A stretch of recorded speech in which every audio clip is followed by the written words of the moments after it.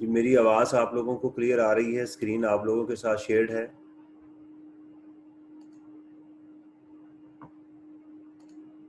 अच्छा जी, अब चलते हैं अगले पार्ट के ऊपर कि ये क्या चीज़ है। जी, थैंक यू। अब हम इसके अगले सेगमेंट के ऊपर चलते हैं कि ये क्या है।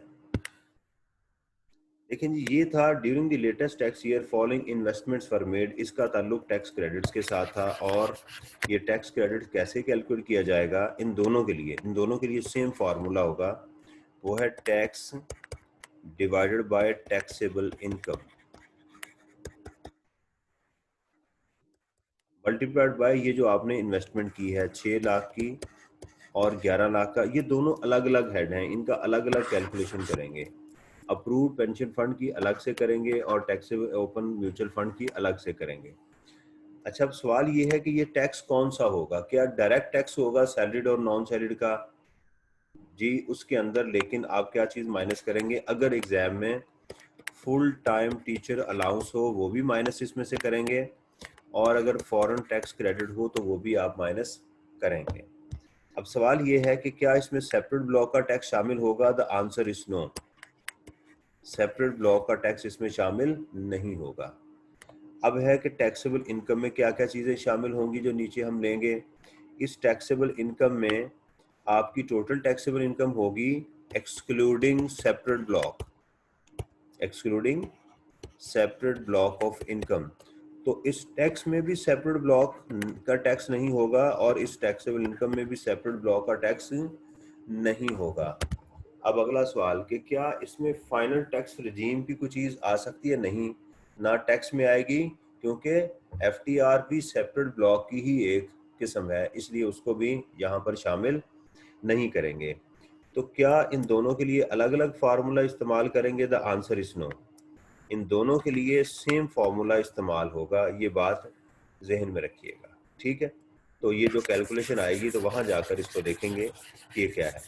दूसरी बात, एक चीज़ मैं बताना भूल गया हूँ कि ये जो आप लिखते हैं ना tax divided by taxable income multiplied by, ये जो हम 600,000 लिखेंगे, तो इसको आप देखेंगे कि क्या ये इसके 20% से ज़्यादा तो नहीं। अगर नहीं, यानी इसका 20% जो है वो 6 लाख से ज़्यादा है, तो आप कोई प्रोसेस नहीं करेंगे। दोबारा सुन लें, अगर ये 600,000 ये जो आपने इन्वेस्टमेंट की है वो इसके 20% से कम है, इसके 20% से कम है, ज़्यादा नहीं है, तो फिर आप कोई फर्दर प्रोसेस नहीं करेंगे, ये डायरेक्ट टैक्स कैलकुलेट कर लेंगे। लेकिन अगर ये अमाउंट इससे ज़्यादा हुई तो फिर 20% यहाँ लिखा जाएगा, इस अमाउंट को नहीं लिखा जाएगा। इसी तरह आपने जो ओपन एंड म्यूचुअल फंड की इन्वेस्टमेंट की है इसके ऊपर भी आपको टैक्स क्रेडिट मिलेगा। अज्यूम करेंगे कि ये लिस्टेड है, उसको लेकर चलेंगे, तो ये हमारा टैक्स क्रेडिट टैक्स में जाके कैलकुलेट होगा। अभी मैं इसकी कैलकुलेशन शो नहीं कर सकता क्योंकि उसके लिए मुझे टैक्स की फिगर चाहिए। During the latest tax year he redeem 4,000 units of mutual fund, ये लिस्टेड हैं ऊपर तो इस क्वेश्चन में दोनों चीज़ें आ गई, दोनों चीज़ें आ गई। हमने इन्वेस्टमेंट भी की टैक्स क्रेडिट के लिए, टैक्स वाला इशू भी आ गया, रिडम्पशन वाला भी आ गया। रिडीम, देखिए जब आप शेयर्स को बेचेंगे, ठीक है, तो उससे कैपिटल गेन जनरेट होगा, वो होगा ही होगा, बेशक उसकी रिवर्सल पड़े या ना पड़े। Mutual fund other than at rupees this, कहता जी उसने म्यूचुअल फंड जो है वो परचेज किए हैं। अब सवाल ये था कि ये वाले म्यूचुअल फंड और ये वाले म्यूचुअल फंड क्या सेम है? हमें नहीं पता, इसलिए हम इसको इसको इंडिपेंडेंट लेंगे और इस म्यूचुअल फंड को इंडिपेंडेंट ट्रीट करेंगे। ठीक है, यानी ये वही वाले नहीं है, यहाँ भी म्यूचुअल फंड का वर्ड है, यहाँ भी म्यूचुअल फंड का वर्ड है, तो उससे कंफ्यूजन क्रिएट होती है कि ये वाले कौन से म्यूचुअल फंड जो हैं हमें दिए जा रहे हैं।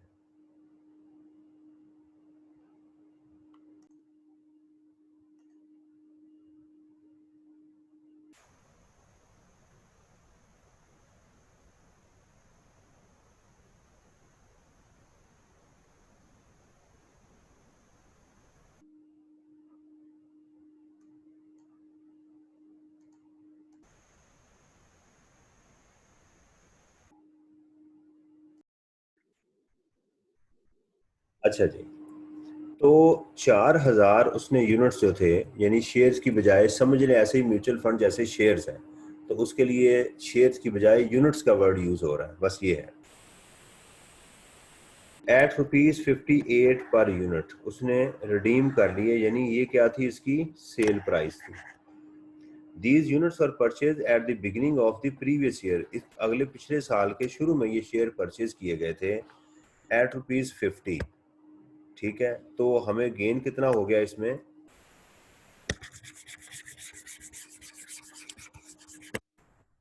58.6 माइनस 50 इंटू 4000, तो 4000 का हमें गेन हो गया।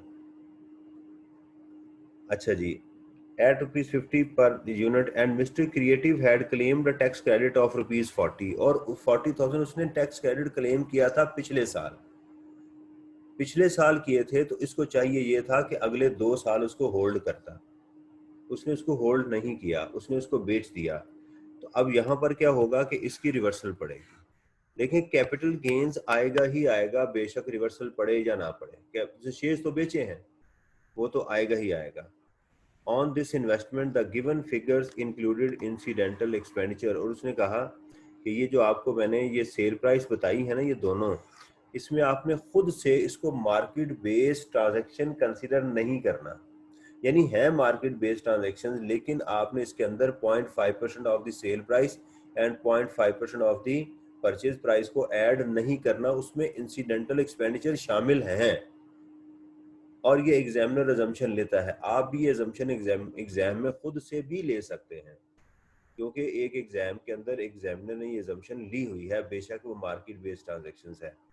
मार्केट बेस्ड ट्रांजैक्शन किसको कहते हैं, जो through proper stock exchange cell purchase की जाए, और या वो NCCPKL national clearing company of Pakistan के, जो कि स्टॉक एक्सचेंज का ही एक हिस्सा है, उसके थ्रू आप इस शेयर्स को ट्रांसफर करवाएं तो ये होता है।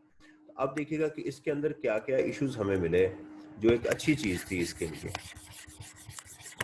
वो क्या था, नंबर 1 कि हमें शेयर्स के ऊपर यानी म्यूचुअल फंड के ऊपर क्या मिलेगा, टैक्स क्रेडिट कैलकुलेट करेंगे, ये ए चीज है, ए म्यूचुअल फंड्स है। नंबर 2, टैक्स क्रेडिट की रिवर्सल पड़ेगी, जो हम ऑलरेडी अवेल कर चुके हुए थे।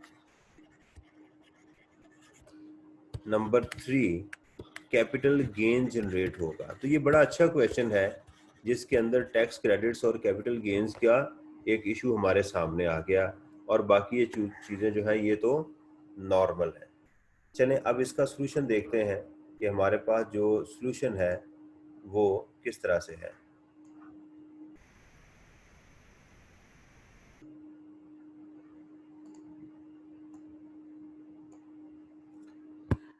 लें जी, वन बाय वन इसको हम अब डिस्कस करते हैं कि ये क्या चीज़ है, ये सलूशन जो है वो इसका हम उसको आगे लेकर चलते हैं।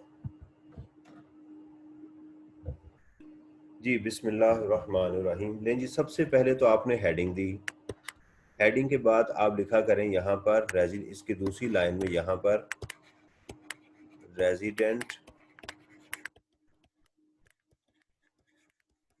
Individual,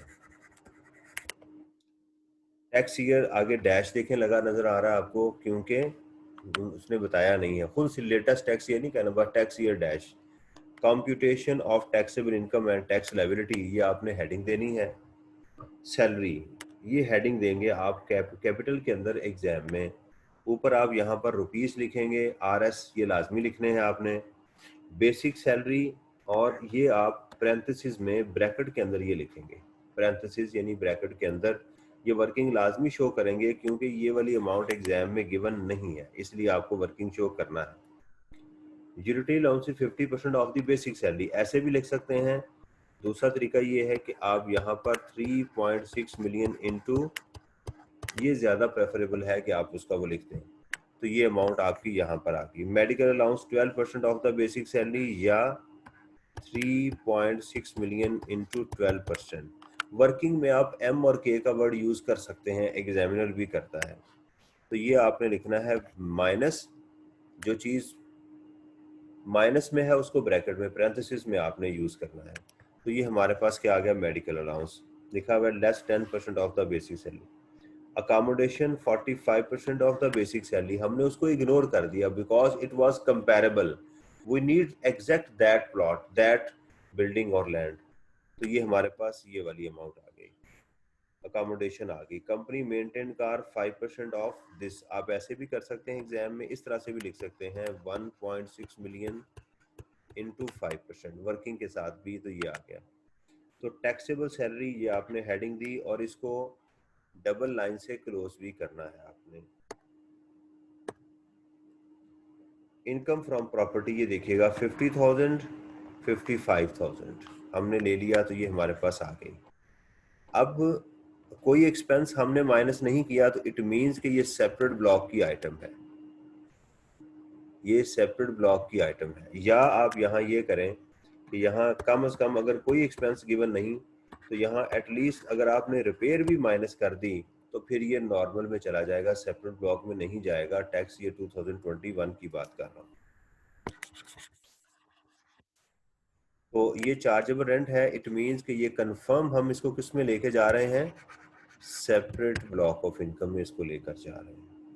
capital gain, disposal of bonus shares of unlisted company under section 37, cell proceed of 6,000 bonus share. ये 6,000 कहाँ से आए, इसकी वर्किंग आप एग्जाम में लाजमी शो करें। आप लिखें 8,000 इंटू 75%, ठीक है ना। एग्जामिनर को नहीं पता कि ये 6,000, ये 6,000 की फिगर तो एग्जाम में गिवन नहीं है, तो लिहाजा हमें उसकी वर्किंग शो करना है। एट ₹145 ये हमारे पास अमाउंट आ गई। Cost of the bonus shares, ठीक है, कि डिवाइडेड बाय 28, जैसे मैंने आपको अभी वर्किंग बताई थी, आप वैसे भी कर सकते हैं, ये भी ठीक है। तो 100 उसकी आ गई प्राइस 6,000 शेयर्स की, ये आ गई, ठीक है। तो उसके डायरेक्ट आप यहाँ पर 75% भी लिख सकते हैं, लिखा हुआ 75% taxable being holding period is more than 1 year. ये लिखने की एग्जाम में ज़रूरत नहीं है, बस आप डायरेक्ट कर दें, एग्जामिनर को समझ आ जाएगी। Disposal of mutual fund units under section 37A, ये सेपरेट ब्लॉक की आइटम आ गई हमारे पास दूसरी। तो सेपरेट ब्लॉक की आइटम को क्या करना है, जहां से ज़कात वगैरह को माइनस करना है, इनको भी माइनस करना है। ये देखिएगा 4,000 58.6 माइनस 50, ये हमारे पास आ गए म्यूचुअल फंड की वैल्यू। तो टोटल इनकम हमारे पास ये आ गई। आप इस टोटल इनकम यहाँ नहीं लिखेंगे, बल्कि एग्जाम में कुछ यहाँ करके लिखेंगे, ताकि एग्जामिनर को क्लियर कट पता चल जाए कि ये, इसको आपने डबल लाइन से, यानी सिंगल और बॉटम पे भी सिंगल लाइन से क्लोज करेंगे। Donation under second schedule 50,000, property income being separate block of income, और कैपिटल गेन ये भी सेपरेट ब्लॉक में चली गई, तो आपने इसको भी ब्रैकेट में लिखना है। तो टैक्सेबल इनकम को भी आप यहाँ लिखेंगे आगे लाके। जब टैक्सेबल इनकम लिखेंगे तो इसको डबल लाइन से क्लोज करेंगे आप, ठीक है। तो ये देखिएगा वो जो चीज़ें हमने की थी वो सारी की सारी हमारे पास इधर वो आ चुकी हुई हैं।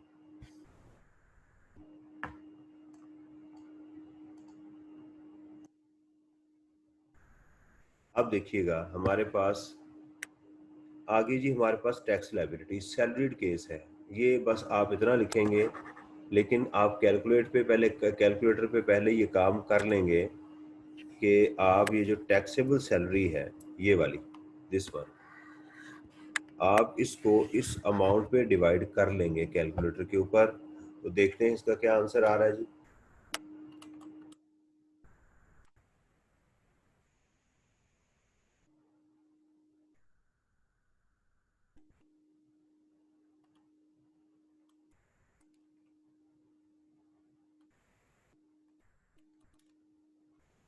तो ये हमारे पास 97% आंसर आ रहा है।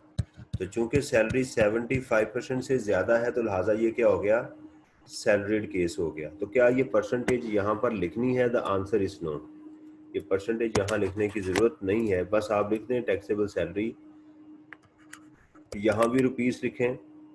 अच्छा, अब उसके बाद टैक्स रेट लिखते हैं। ये तो खालिद साहब ने इस तरह से लिखा हुआ है, मेरा स्टाइल क्या है करने का कि मैं लिखता हूँ, मैं ऐसे करता हूँ ये कैलकुलेशन, 670,000 प्लस 22.5% ये कहाँ से रेट्स आए हैं? टैक्स, जो टैक्स टेबल है ये आपको एग्जाम में गिवन होगा।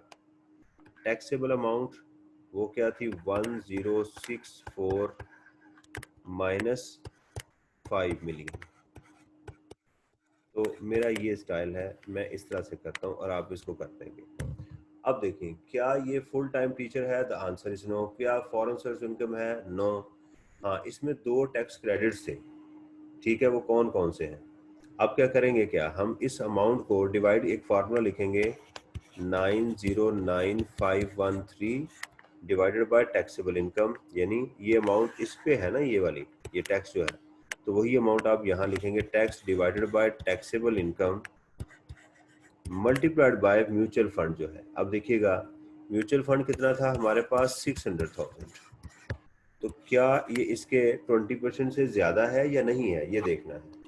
तो 1064,500 इंटू 0.2, तो ये है जी 212। कितना है? 212 है ये, नहीं, टैक्सेबल इनकम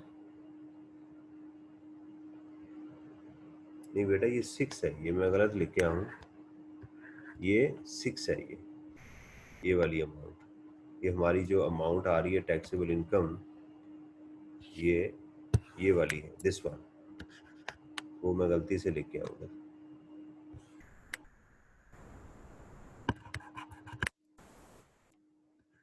ये देखिए, तो 6064,500, तो इसका अगर 20% लें तो क्या आंसर आ रहा है हमारे पास? इंटू 0.2, 1,212,900। ये लिख भी दें यहाँ पर कहीं कि 20% ये है तो ठीक है। अदरवाइज दूसरा काम आप ये कर सकते हैं कि आप ये लिख सकते हैं पैरेंथेसिस में within limits,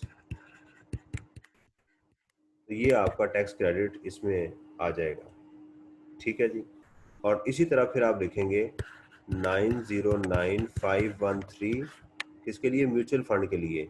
6064,500 into mutual fund में आपकी इन्वेस्टमेंट थी 1.1 मिलियन की और उसको नहीं बेचा गया। अज्यूम कर रहे हैं कि जो नीचे वाले म्यूचुअल फंड है वो और है, ऊपर वाले और हैं, क्योंकि अगर वो सेम हो तो फिर तो डिफॉल्ट होगा, फिर आपको टैक्स क्रेडिट नहीं मिलेगा। तो इस तरह से ये आपका एक ये टैक्स क्रेडिट आ जाएगा और एक ये, इस तरह से आपने ये वर्किंग एग्जाम में शो करनी है हेडिंग के साथ। और ये भी विदिन लिमिट है, इसलिए यहाँ पर भी आप लिख देंगे विदिन लिमिट्स जो है। अच्छा जी, ये देखिएगा, ये फॉर्मूला आपके पास लिखा हुआ है, ये आप लिख दें या ना लिखें, इससे कोई, मैंने कहा कि ये सारी कहानी लिखने की बजाय आप क्या कर सकते हैं कि विदिन लिमिट्स लिख सकते हैं। असल चीज़ ये थी जिसका आंसर ये आ गया। उसके बाद था रिबेट, ये वाली हमारी अमाउंट आ गई, वो भी देखिएगा सेम फार्मूला यहाँ पर भी इस्तेमाल हुआ। आप दोनों को इकट्ठा ही करें, इसको भी और इसको भी आपने माइनस करना, ये ऐसे नहीं करना आपने, बस इन दोनों को पहले आप माइनस करेंगे यहाँ से, ठीक है। मैं आपको इसकी अमाउंट की कैलकुलेशन यहाँ करके दिखाता हूँ कि लेट्स सपोज कि आपने यहाँ टैक्स कैलकुलेट किया, वो आ गया हमारा 909513, तो आपने इसकी कैलकुलेशन की, ये आ गई 164,971। ये मैं किताब से आंसर ले रहा हूँ इसका, 89,984, ये दोनों आपने यहाँ पर माइनस कर ली, तो ये मेरे पास आ गया जी 909513 माइनस 164,971, ठीक है जी। माइनस इसमें से करें 80,984, तो ये हमारे पास आ गया 654,558। अब इसमें जाके यहाँ पर ऐड करें, ठीक है, रिवर्सल ऑफ टैक्स क्रेडिट 40,000, वो इसमें 40,000 आप ऐड कर दें, प्लस 40,000, तो ये हो गया हमारे पास 694,558। ये आप यहाँ पर इस तरह से करें, ठीक है। और जब आपके पास ये आ जाए तो इसमें फिर आप ऐड करेंगे add tax on separate block of income. वो यहाँ से हम आगे चलते हैं सोल्यूशन से ही। तो यहाँ पर देखिएगा मेरी और ये फिगर दोनों मैच कर गई, ये वाली। तो आप कोशिश करें कि बिल्कुल सीधे तरीके से करें, पहले टैक्स क्रेडिट्स को माइनस कर लें, फिर उसकी रिवर्सल डाल लें और फिर सेपरेट ब्लॉक को ऐड कर लें। इनकम टैक्स ऑन प्रॉपर्टी, ये रेट्स आपको एग्जाम में गिवन होंगे, आपने उसी तरीके से ही इसका टैक्स कैलकुलेट करके ऐड करना है। और income tax on capital gain, mutual fund का एक ही रेट है, वो है 10%, वही आपने याद करना है और आपने इसमें ऐड कर लेना है। बाज़ औक़ात एग्जामिनर देता है, बाज़ औक़ात नहीं देता। लेस, तो इसको बोलेंगे टैक्स लायबिलिटी, ये उसने मांगा हुआ है, लिखना है, वैसे छोड़ना नहीं है, tax liability. Less tax deducted from salary, इसको ब्रैकेट में लिखना है। टैक्स पेएबल, ये लिखना है विद रिटर्न, इसको भी ब्रैकेट में लिखना है और इसको डबल लाइन से क्लोज करना है। ये कुछ चीज़ें मैंने मॉडिफिकेशन की फॉर्मेटिंग के पॉइंट ऑफ व्यू से और इन चीज़ों से। तो अगर हम इस क्वेश्चन को अब समराइज करें, क्योंकि स्टूडेंट का काम होता है कि क्वेश्चन को पढ़ने के बाद उसको बंद करे और उसको सोचे इसमें था क्या। देखें इस क्वेश्चन के अंदर नंबर 1 पहली चीज क्या थी। इस क्वेश्चन में जो पहली चीज आपको दी गई वो थी सैलरी, बड़ी सिंपल। नंबर 2 इसमें थी हमारे पास इनकम फ्रॉम प्रॉपर्टी। नंबर 3 इसमें था हमारे पास कैपिटल गेन्स, और कैपिटल गेन्स में हमारे पास क्या चीज टेस्ट हुई, बोनस शेयर टेस्ट हुए, सिक्योरिटीज को टेस्ट किया गया। कैपिटल गेन्स के अंदर हमने दोनों को एक ही जगह वो लिखा। इनकम फ्रॉम अदर सोर्स हमारे पास क्वेश्चन में नहीं थी। उसके बाद हमारे पास क्वेश्चन में जो नेक्स्ट चीज थी वो थे 2 टैक्स क्रेडिट्स थे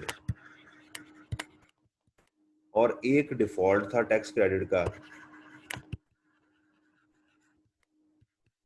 टैक्स से उसकी हमने रिवर्सल डाल दी। अगर इंश्योरेंस प्रीमियम का डिफॉल्ट होगा, जो लाइफ इंश्योरेंस है, तो उसका डिफॉल्ट हम अपने पीरियड में उसकी रिवर्सल नहीं डालेंगे। ठीक है। इस क्वेश्चन में 2 सेपरेट ब्लॉक ऑफ इनकम की आइटम्स थी, एक थी इनकम फ्रॉम प्रॉपर्टी और दूसरी थी सिक्योरिटीज अंडर सेक्शन 37A। इसके टेबल से आप रेट्स देख लिए आपने, और सिक्योरिटीज का जो था वो 10% म्यूचुअल फंड का रेट था और इसमें एडवांस टैक्स था। तो इस तरह से आप इस क्वेश्चन को ज़रा डिटेल से देखेंगे तो फिर आपको इस बात की समझ आएगी। जी।